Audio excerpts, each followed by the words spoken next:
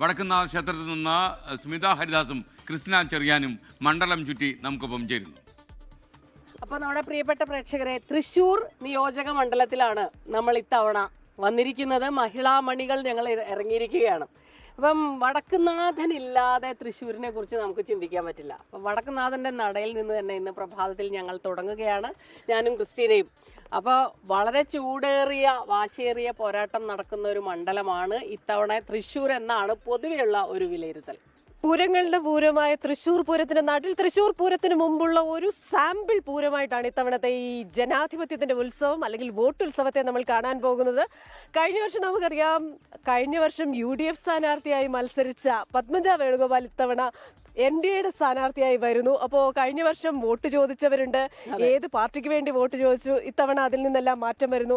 ഒപ്പം തന്നെ തൃശ്ശൂരിന്റെ ഒരു സാംസ്കാരിക മുഖം എന്ന നിലയിൽ ആലങ്കോട് ലീലാകൃഷ്ണനെ LDF സ്ഥാനാർത്ഥിയാക്കിയിട്ടുണ്ട്. അപ്പോൾ LDFന്റെ നിലവിലെ MLA മാറ്റുന്നു എന്ന് പറയുമ്പോൾ തന്നെ UDFനും NDAയ്ക്കും അതൊരു ആത്മവിശ്വാസമായിട്ട് തന്നെയാണ് അവർ കണക്കാക്കുന്നത്. കാരണം എന്തുകൊണ്ട് അങ്ങനെ നിലവിലെ MLA മാറ്റി എന്നുള്ളത്. പത്മജ പറഞ്ഞൊരു കാര്യം എന്താണെന്ന് വെച്ചാൽ, പത്മജ കാര്യം ഇവിടെ നിന്നപ്പോൾ സങ്കടപ്പെട്ടു, നിരാശപ്പെട്ടു എങ്കിൽ പോലും ഇത്തവണ പ്രിയപ്പെട്ട ഇടമാണ് തൃശ്ശൂർ. അച്ഛന് പ്രിയപ്പെട്ട ഇടമാണ്, കെ കരുണാകരന് ഏറ്റവും പ്രിയപ്പെട്ട ഇടം തന്നെയാണ്. പക്ഷേ ജയിക്കാൻ കഴിഞ്ഞിട്ടില്ല എന്നുള്ളതിൻ്റെ ഒരു സങ്കടം ഉണ്ടായിരുന്നു. ഇത്തവണ അതുണ്ടാവില്ല. അതുമാത്രമല്ല, ഇവിടുത്തെ മണ്ഡലത്തിലെ MP-യും കേന്ദ്രമന്ത്രിയുമായ സുരേഷ് ഗോപിയുടെ സഹോദര തുല്യനായ സുരേഷ് ഗോപിയുടെ എല്ലാവിധത്തിലുള്ള ആശീർവാദങ്ങളും ഉണ്ട്, സപ്പോർട്ടും പ്രതീക്ഷിക്കുന്നുണ്ട് എന്നുള്ള ആത്മവിശ്വാസവും പറയുന്നുണ്ട്. പക്ഷെ വേറൊരു കാര്യമുണ്ട് കേട്ടോ, UDFന്റെ സ്ഥാനാർത്ഥി അത്ര മോശക്കാരനൊന്നുമല്ല. രാജൻ ജെ പല്ലൻ എന്ന് പറഞ്ഞാൽ 25 വർഷമായിട്ട് കോർപ്പറേഷൻ കൗൺസിലറാണ്, മുൻ മേയറാണ്, മുൻ പ്രതിപക്ഷത്തിരുന്നയാളാണ്. അപ്പോൾ 3 പേരും നമുക്ക് അങ്ങനെ മാറ്റി നിർത്താൻ പറ്റിയ ആൾക്കാരൊന്നുമല്ല. ആലങ്കോട് ലീലാകൃഷ്ണനെ സംബന്ധിച്ചിടത്തോളം സാംസ്കാരിക തലസ്ഥാനം എന്ന്, സാംസ്കാരിക നഗരം എന്ന് നമ്മൾ എപ്പോഴും പറയുന്ന തൃശ്ശൂരാണ്. തൃശ്ശൂർകാർ കൈവിടില്ല എന്നുള്ള പ്രതീക്ഷ അദ്ദേഹത്തിനുണ്ട്.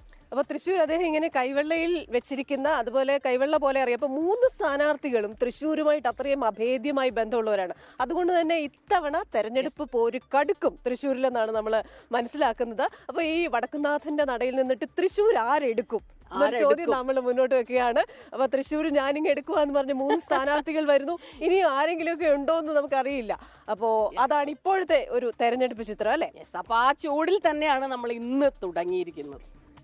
ലോകത്തെവിടെയായാലും ഏത് സമയത്തും 24 വാർത്തകളും ഓഗ്മെന്റഡ് റിയാലിറ്റി പാക്കേജുകളും എക്സ്പ്ലെയിനറുകളും വിശദമായി കാണാൻ ഞങ്ങളുടെ YouTube ചാനൽ നിങ്ങൾക്ക് സബ്സ്ക്രൈബ് ചെയ്യാം.